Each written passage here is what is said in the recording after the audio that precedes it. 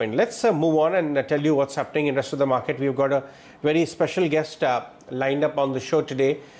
In fact, Credit Suisse Wealth Head of Research, Jitendra Gohil is here with us today. Look at that, 7% up move in Airtel.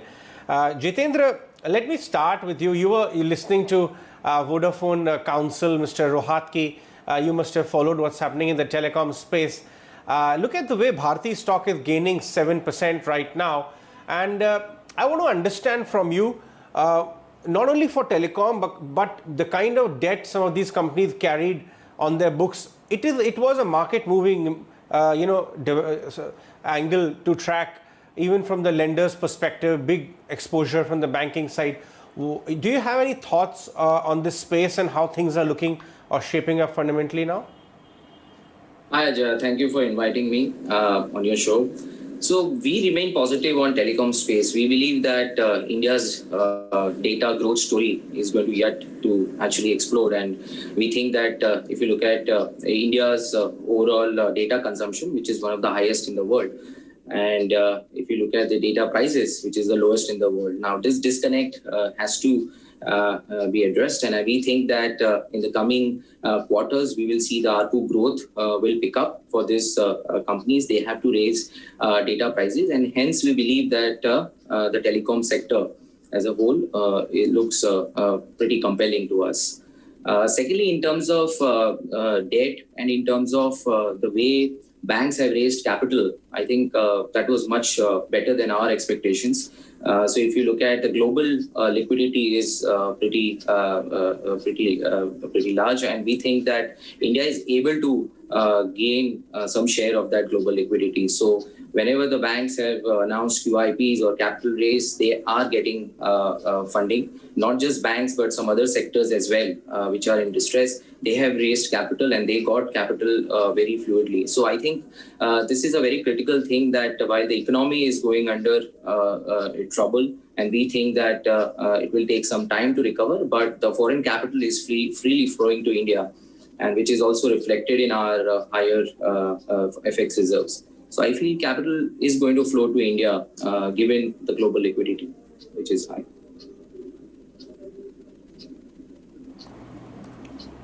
Right. Let's shift to your strategy as far as the market is concerned. I want to understand from you, like the other day we were talking about, Jitendra, looking at the big market rally, if you, just excuse, say, last 3-4 trading days, there has been a very sharp over 40% recovery from March lows.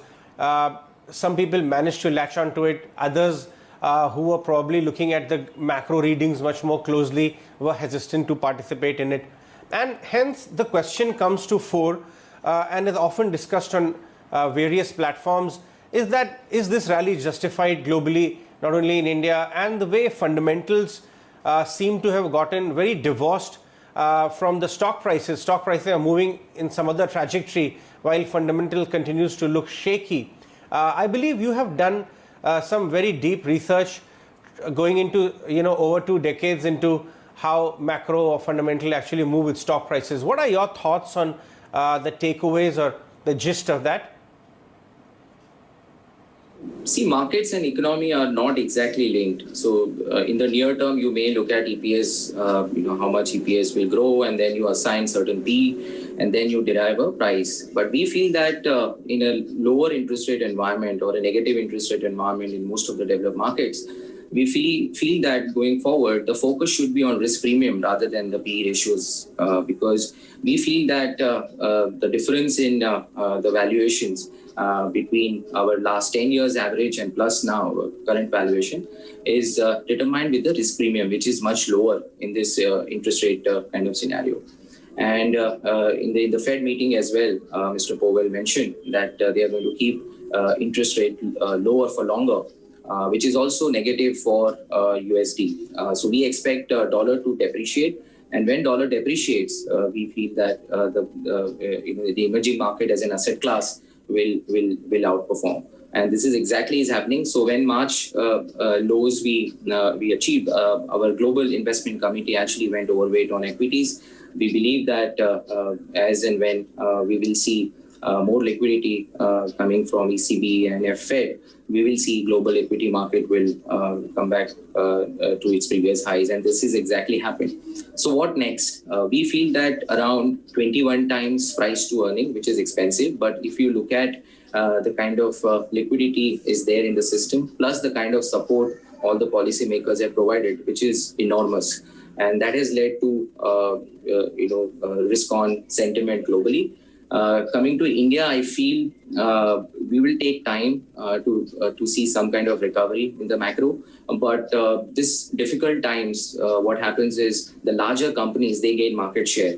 And once the COVID is over, these companies become even more stronger because we have large unorganized segment and only few companies which are listed on the indices, and they are highly organized. So organized sector will gain market share. The growth prospects will be even better once we are out of COVID. And hence you will see that those companies who are gaining market share, they will command a significant valuation premium.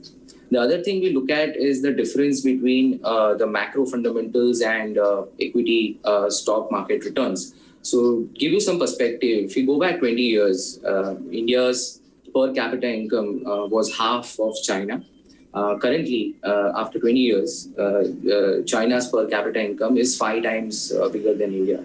However, even in USD terms, MSCI India has outperformed MSCI China.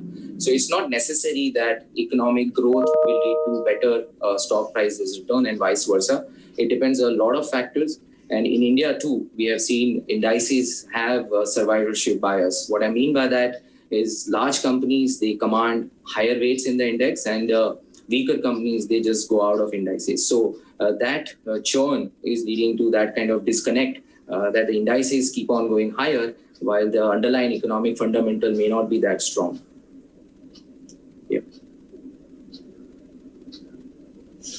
Right. Fair point.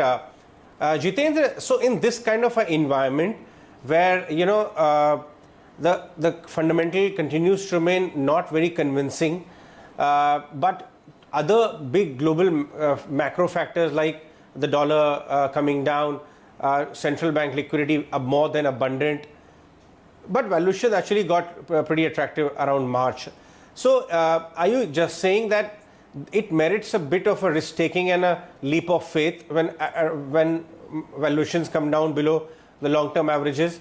How are you analyzing portfolio construction if one were to take the near term, or even if one were to take your hypothesis over the longer term, 2 to 3 year kind of a view?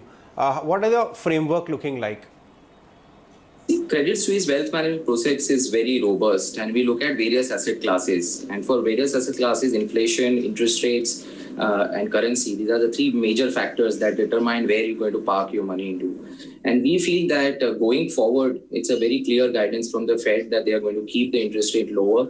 The real interest rate in US is going to remain in a negative territory. So we think that this is good for emerging market currencies and bad for dollar. And this is exactly is happening in the last few days. And we think that this trend will continue. So as an asset class, we think when the interest rates in US is going to remain negative for longer, gold as an asset class should benefit, and obviously the real assets. So we are positive on gold. So we are recommending our clients to diversify into gold as well. That is one. Second, coming to the bond market, we think that this is also going to be supportive for yields, despite we will see that our center per state plus state budget deficit is going to go, fiscal deficit is going to go higher into double digits. But we think that RBI has enough tools to control yields to spike further. We think yields are peaking currently, and we think going forward we'll see the interest rates in India will see some kind of more correction. So I feel from a debt perspective, it is looking like that we will see yields to go down rather than going up from here onwards, despite fiscal constraints. And our view is that INR is going to remain stable, and hence it is very important that we attract foreign capital. So it remains to be seen how Indian policymakers use this window. Our currency has actually appreciated. We have seen significant capital inflows in the equity market, and now we want that kind of inflows in the debt market, which has been a little bit lagging. So I feel capital flows will help debt market if we keep our currency stable. And fortunately, commodity prices are stable. We are seeing dollar is weakening, which is helping INR, and hence it will help to attract more foreign capital, which is positive for debt market as well. Coming to equity market, it is a highly volatile asset class. So it may happen that this year you may see significant returns despite economy not doing that great. But equity as an asset class is forward-looking. And probably, you will see that 2022 might be a flattish year, and you see when the earnings, catches up, your valuation will fall. But before that, you will see that the market will run up and see that kind of stretch valuation. So it is very normal and natural, and we have seen in the past that valuation first runs, and then you see that the earnings recovery will take place. But from a 3 to 4 year perspective, we think that it is better to go by a bottom-up kind of an approach. So there are so many companies that we feel the balance sheet is stronger. They are gaining market share. They're improving their export potentials, especially in the chemical space that I have been very positive on for the past few years. This COVID kind of phenomena has actually helped them to even accelerate their market share gains.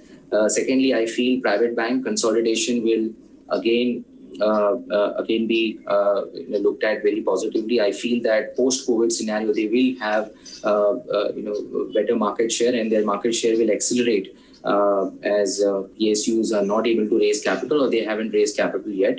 But most of the private banks have been successfully raising capital. So once the economy comes back, probably in the next 12 to 18 months, we will see these banks may command even higher valuation than their pre-COVID levels, given the growth potential and the kind of opportunities they will present. So I feel it is more of a bottom-up approach, and from a wealth management perspective, we definitely are cautious. We think that it is better to be diversified. However, we should not miss this opportunity, because in these kind of difficult times, you will get companies which are adequately valued. So we think that as of now, we feel private banks in a sweet spot from a 12 to 18 months perspective. Telecom we think that the data prices are going to go higher. Chemical space, which have been on the sideline for the past couple of months because of profit taking, we think if it falls further, it could be a good buy on dips kind of play. Right.